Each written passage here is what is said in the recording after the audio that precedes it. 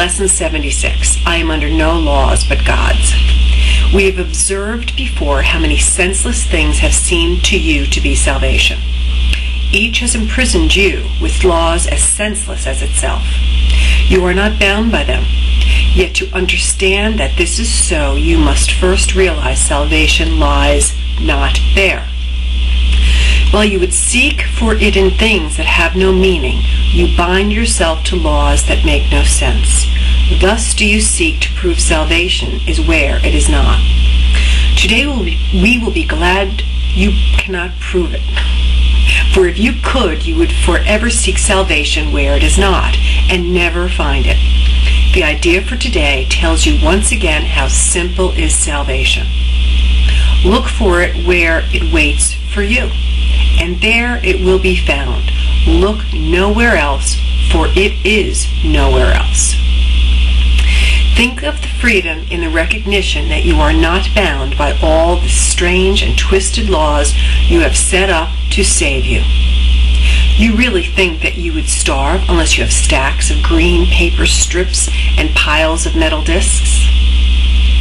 You really think a small round pellet of some fluid pushed into your veins through a sharpened needle will ward off disease and death? You really think you are alone unless another body is with you? It is insanity that thinks these things. You call them laws and put them under different names in a long catalog of rituals that have no use and serve no purpose. You think you must obey the laws of medicine, of economics, and of health. Protect the body and you will be saved. These are not laws, but madness. The body is endangered by the mind that hurts itself. The body suffers just in order that the mind will fail to see it is the victim of itself. The body's suffering is a mask that mind holds up to hide what really suffers. It would not understand it. It is its own enemy, that it attacks itself and wants to die. It is from your laws. It is from this your laws would save the body. It is for this you think you are a body. There are no laws except the laws of God.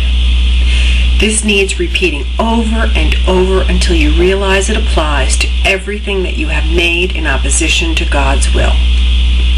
Your magic has no meaning. What it is meant to save does not exist. Only what it is meant to hide will save you. The laws of God can never be replaced. We will devote today to rejoicing that this is so. It is no longer a truth that we would hide. We realize instead it is a truth that keeps us free forever. Magic imprisons, but the laws of God make free. The light has come because there are no laws but His. We will begin the longer practice periods today with a short review of the different kinds of laws we have believed we must obey. These would include, for example, the laws of nutrition, of immunization, of medication, and of the body's protection in innumerable ways. Think further. You will believe in the laws of friendship, of good relationships, of reciprocity. Perhaps you even think that there are laws which set forth what is God's and what is yours. Many religions have been based on this. They would not save but damn in heaven's name. Yet they are no more strange than other laws you hold must be obeyed to make you safe. There are no laws but God's. Dismiss all foolish magical beliefs today and hold your mind in silent readiness to hear the voice that speaks the truth to you. You will be listening to one who says there is no loss under the laws of God. Payment is neither given nor received. Exchange cannot be made. There are no substitutes. And nothing is replaced by something else. God's laws forever give and never take. Hear Him who tells you this and realize how foolish are the laws. You thought upheld the word you thought you saw. Then listen further. He will tell you more. about the love your Father has for you, about the endless joy he offers you, about his yearning for his only Son, created as his channel for creation, denied to him by his belief in him. Let us today open God's channel to him and let his will extend through us to him.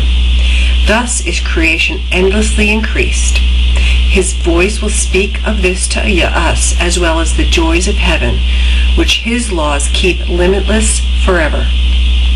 We will repeat today's idea until we have listened and understood there are no laws but God's. And we will tell ourselves, as a dedication with which the practice periods conclude, I am under no laws but God's. We will repeat this dedication as often as possible today, at least 4 or 5 times an hour, as well as in any response to any temptation to experience ourselves as subject to other laws throughout the day. It is our statement of freedom from all danger and tyranny. It is our acknowledgement that God is our Father and that his Son saved. Okay, sorry about that again. But it's about that God is our Father and his Son saved. And today's lesson is, I am under no laws but God's. Have a wonderful day, rejoicing this wonderful freedom, and I look forward to seeing you tomorrow. Be well and take care.